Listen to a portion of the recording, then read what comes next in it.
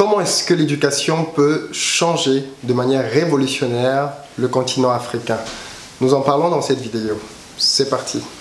Salut, c'est Philippe de Investir au Pays, la chaîne qui contribue à bâtir une Afrique nouvelle au travers de l'entrepreneuriat et de l'investissement. Si vous êtes nouveau, je vous invite à vous abonner tout de suite afin de recevoir gratuitement nos prochaines vidéos. Alors là, vous arrivez dans une mini-série qui court vers sa fin.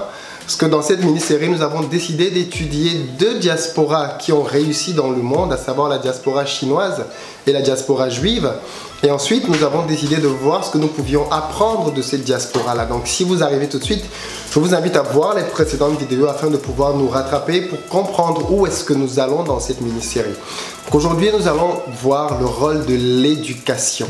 Je parle de la diaspora. D'habitude, quelles sont les personnes de la diaspora qui viennent étudier en France? Ce ne sont pas les plus stupides généralement. Il y a des systèmes de sélection qui font que généralement, ce sont les personnes qui ont de bonnes notes à l'école. Pas forcément les plus intelligentes. Je dissocie les notes à l'école de l'intelligence. Attention.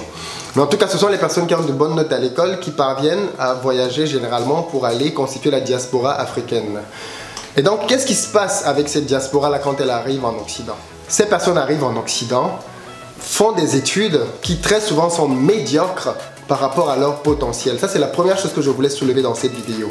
Moi, j'ai toujours été effaré de me rendre compte à quel point des personnes qui étaient majors de promo dans leur pays en Afrique arrivaient en France et faisaient des écoles quasi basiques, quoi. C'est-à-dire, tu vois le mec qui avait le profil pour être polytechnicien dans son pays, il arrive en France et il va faire la fac. C'est quoi le problème? Je vous donne une illustration. Moi, je connais le petit frère d'un très bon ami à moi qui a fait Polytechnique Paris. Il termine d'ailleurs, je crois, cette année. Mais il m'a dit que dans sa promotion, ils étaient 500, 2 Africains, black, 2. Les 2 étaient Camerounais.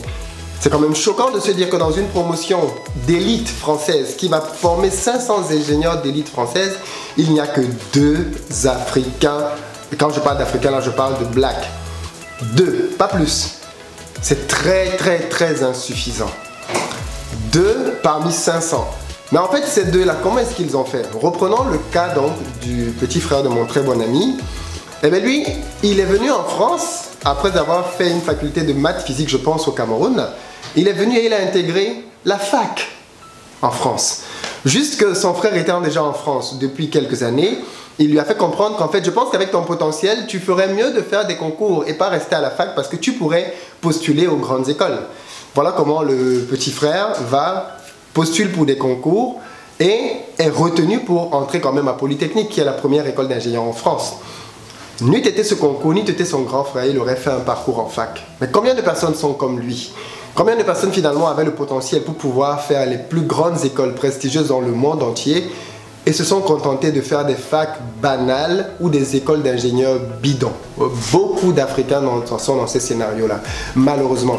Et ça, je pense qu'il faut que ça change. Il faudrait que quand les Africains viennent en Europe, parce qu'ils sont parmi les plus brillants de leur promotion, qu'ils viennent pour compétir avec les plus brillants des promotions qu'ils trouvent dans les pays d'accueil.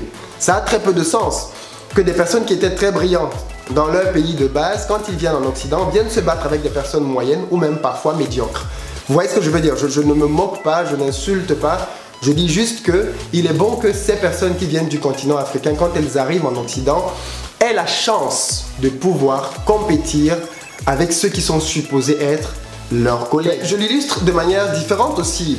Projetons-nous et regardons ce que fait l'élite française, c'est-à-dire les personnes qui sont en fait supposées être l'équivalent des personnes de la diaspora française quand ils vont à l'étranger. Mais l'élite française n'est pas à la fac à faire des maths ou de la physique, pas du tout. L'élite française est dans les grandes écoles d'ingénieurs françaises, est dans les grandes écoles d'administration françaises et pense à diriger le pays et pense à changer le monde. Et bien moi je pense que quand la diaspora africaine pourra arriver en France et pourra compétir avec l'élite française, on aura fait un très grand pas. Parce que je ne pense pas que les Africains soient moins intelligents, pas du tout. Au contraire, ils ne savent juste pas quelles sont toutes leurs possibilités. Et c'est dommage qu'il y ait déjà des personnes qui soient sur le territoire avant et qu'elles ne puissent pas aider les nouveaux arrivants à pouvoir s'intégrer et à pouvoir se battre au même niveau de compétition que les autres. En réalité, je pense que beaucoup de personnes qui viennent du Sénégal, qui viennent de Côte d'Ivoire, qui viennent du Cameroun, du Gabon et d'autres pays ont le niveau pour être polytechniciens. Mais malheureusement, elles vont se contenter de pouvoir faire, comme j'ai dit tout à l'heure, des facs ou des petites écoles au rabais, des écoles de commerce dans lesquelles les parents s'endettent, se ruinent, alors que cette personne-là avait le niveau intellectuel pour pouvoir être même major à Polytechnique, à l'ENA et dans d'autres très grandes écoles. Ce que je dis est vrai en France, est vrai au Canada, est vrai aux États-Unis. L'élite africaine, quand elle arrive, doit pouvoir avoir les moyens de compétir avec les autres. Mais je vais vous donner un autre exemple pour que vous compreniez d'où vient ce raisonnement. Prenons le football. Quand vous prenez un joueur de football dans le championnat local de votre pays, il n'a qu'une seule ambition, la plupart du temps, c'est venir à l'étranger. Pour pouvoir faire quoi? C'est pas pour être un chauffeur de banc. Il veut venir pour pouvoir se battre avec les meilleurs dans les championnats européens. Il veut venir pour pouvoir montrer au monde entier que lui aussi il a le potentiel de pouvoir devenir Lionel Messi, Cristiano Ronaldo, parce qu'il croit en ses potentialités. Et bien ça, on apprécie ça. D'ailleurs, la preuve, c'est que des gens comme Samuel Eto'o, Didier Drogba, Emmanuel Adebayor et d'autres Africains sont venus de milieux qui n'étaient pas forcément très aisés. Et grâce au foot, grâce à leur hargne, grâce à leur détermination, ont franchi des paliers et ont eu des carrières plus qu'honorables. Eh bien, qu'en est-il quand on vient donc au niveau des études? Pourquoi est-ce que quand le jeune Africain arrive en France, il se contente d'être à la fac? C'est un peu comme le sportif dont on vient de parler. C'est un peu comme s'il arrivait en France et il se contentait de faire des entraînements. Il n'est pas là pour ça. Il est là pour être le meilleur au monde. Et je pense que cette notion, ce désir, cette faim, cette soif, cette rage qui anime les sportifs devrait animer la diaspora africaine quand elle est dans des études. C'est la rage qui anime les Juifs, c'est la rage qui anime les Chinois de pouvoir démontrer au monde entier qu'ils sont les meilleurs. Il n'y a pas de raison que la diaspora africaine, quand elle arrive, se contente de peu. Elle devrait, elle aussi, se battre à armes égales, parce qu'elle a un cerveau comme les autres, pour pouvoir démontrer au monde qu'elle est capable de pouvoir, elle aussi, changer le monde. Imaginez-vous que la plupart des ingénieurs africains, quand ils arrivent en France, ont un boulot et ensuite ont un diplôme et ensuite font un job basique d'ingénieur dans une structure, voilà. Alors que si ces mêmes personnes étaient restées dans leur pays en Afrique, elles songeraient à créer des entreprises.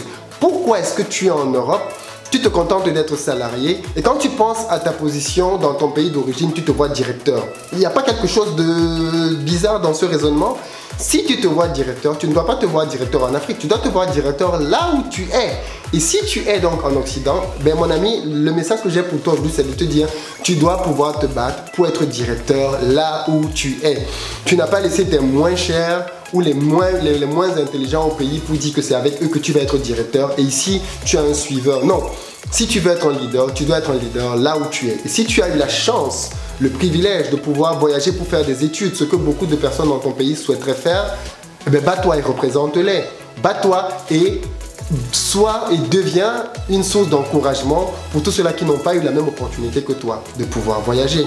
C'est ce que je voulais partager dans cette vidéo et dire que l'éducation doit avoir une place prioritaire pour la diaspora, mais la diaspora doit viser plus haut, elle doit viser beaucoup plus loin et ne pas se contenter de ce qui lui est donné, de ce qui lui est tendu. Elle doit pouvoir se dire, je veux aller me battre pour les meilleures parts. Je veux pouvoir aussi être major à Polytechnique. Pourquoi pas dans les prochaines années avoir 10, 20, 30, 50, 100 personnes qui viennent du continent africain qui sont à Polytechnique? Pourquoi pas? C'est possible. Il faudrait juste que cela rentre dans une stratégie de développement de la diaspora africaine. On arrive au terme de cette vidéo les amis et j'espère que le contenu vous a plu. Si tel est le cas, comme d'habitude, vous n'avez plus qu'à vous abonner. Abonnez-vous, partagez et aimez les vidéos. Cherchez les notifications pour pouvoir les enclencher afin de pouvoir recevoir gratuitement toutes nos prochaines vidéos. Merci beaucoup de soutenir la chaîne, on est de plus en plus nombreux. Je suis vraiment reconnaissant de l'enthousiasme que génère cette chaîne et je vous invite à continuer de partager nos contenus. On est pratiquement à la fin de cette série, il nous reste une vidéo pour parler du dernier élément qui va faire, je l'espère, la grosse différence pour que nous puissions enfin aller là où nous devons être. Merci beaucoup les amis et à très bientôt sur la chaîne.